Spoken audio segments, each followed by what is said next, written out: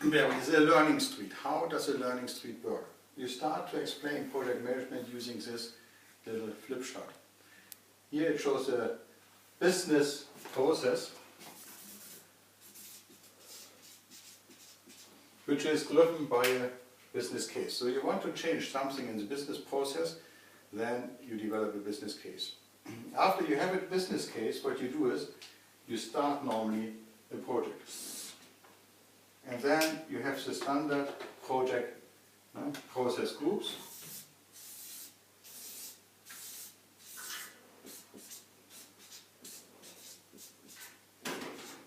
Initiation, planning, execution, monitor, control, closing. And this you repeat for each phase of the project. At the end of this you have objectives, which should correspond to the business benefits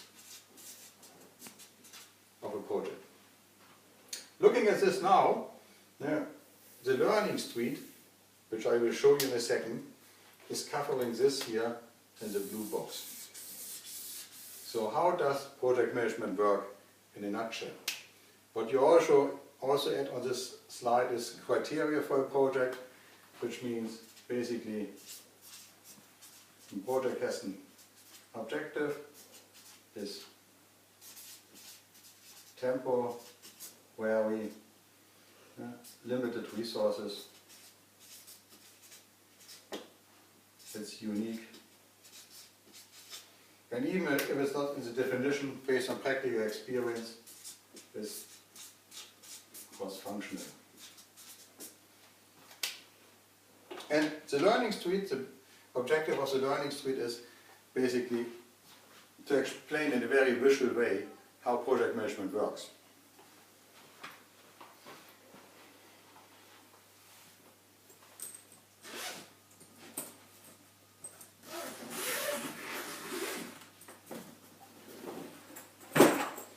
Basically, I work a lot with engineers, and engineers always have the requirement of a toolbox.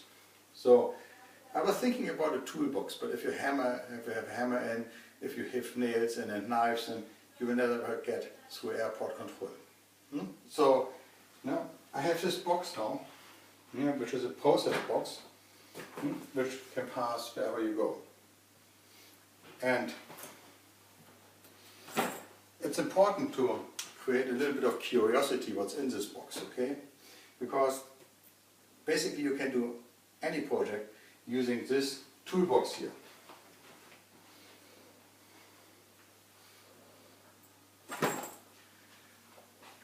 Also very important is that you have a certain time in order to do this.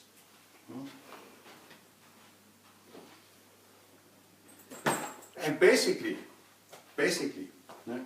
these things give an idea, and sometimes it's worth to change the sequence. Do you want to know what's in the box? Okay. Everything you know in order to do project. And that's the first and most important thing a project manager needs.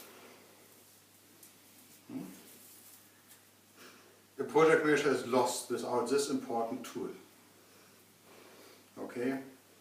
Some people say it's a rope which a project manager used to hang himself or herself.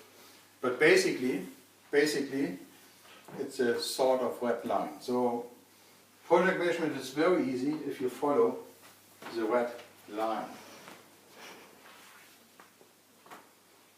And you go in a loop over here. The first thing you do,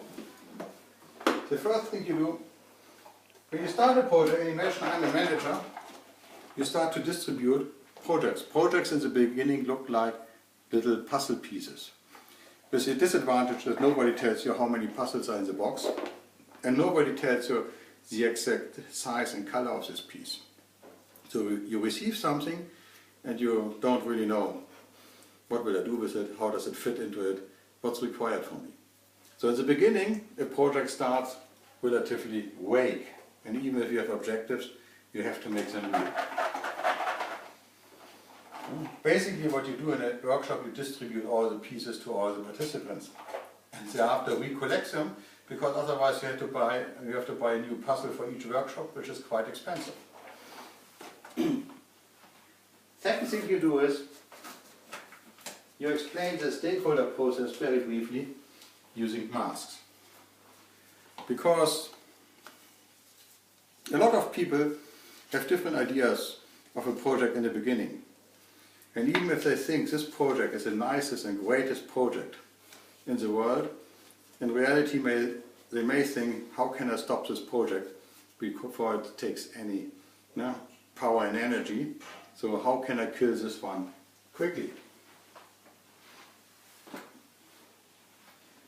The next thing you do is, very important, you get out the balloon.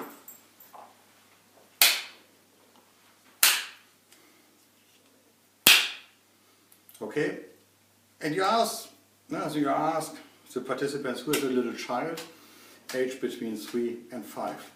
You see, it needs to be at an age where they can do something, but before they have any cell phones and smartphones. Okay, once they're in the age of smartphones, it does not work anymore.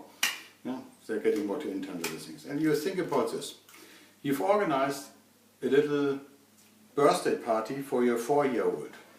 And because you want to impress him or her, you invited all the 20 little 4-year-olds out of his kindergarten class. And the plan is, if you play with him in the woods for about 2 hours, the children are completely tired, you go back, you feed them, have a little bit of French fries and a sausage, and then they are being picked up. Now, on the day, it's raining. It's raining. All the little 4-year-olds are running in your house and devastating it, and your significant other is already in the kitchen crying, and you have another 3 hours before they will be picked up by the parents. So you want to have a quiet time. What do? You show the little ones the balloon. Okay, once you show the little ones the balloon, you start inflating it. On the other hand, the little ones are only this size when they stretch, so they can never get the balloon easily.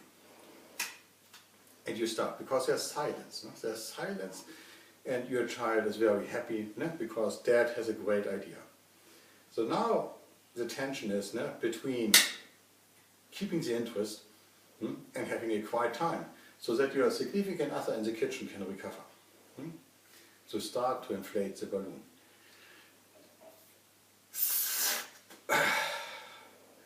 After this complete act of exhaustion, you show the children the balloon and guess how they will react. Will they be happy with this size of a balloon? No. So, your child will say, come on, Dad, hurry up, it's my friend, it's embarrassing. This thing with embarrassing will stay until they reach the age of 17. And the people are a little bit nervous and say, okay, what's this little strange Dad? So you continue.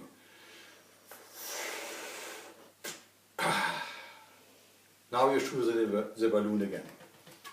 The reaction will be different. The risk-averse ones will say, fine, it's a balloon, make a knot on it, give it to me, end of the story. The risk-seeking children will say, okay, it's a little bit more is possible, okay? So you try this.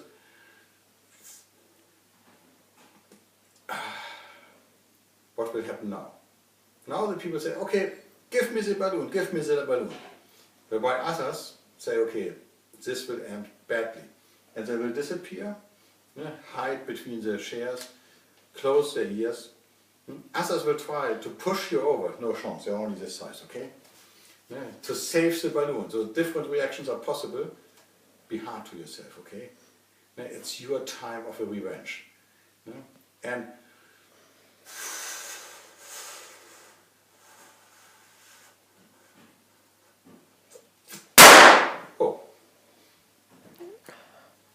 was this possible? Okay, and basically this story, which people are being learning at a very young age will continue until they are in charge of managers and responsible for projects. And then they say, okay, can you do this and can you do that? And then it's really, really important to say, okay, I'm a project manager. That's the scope I have to manage. If you want to have more scope, give me a larger box. Because basically the boxes are your time, your quality, your costs you have. You want to have more, give me a larger box. I cannot start piling things on top of it, quite visible. Then you give this participant, this box to a participant and say, okay, how does it feel? And people will say, oh, that's quite heavy. Then you say, okay, how does this feel? And people will be quite happy. So that's the difference between the work breakdown structure, the scope statement here, work breakdown structure, and you start to show a little work breakdown structure. Okay, when you have a little work breakdown structure, what you do is you need to make decisions on the right resources.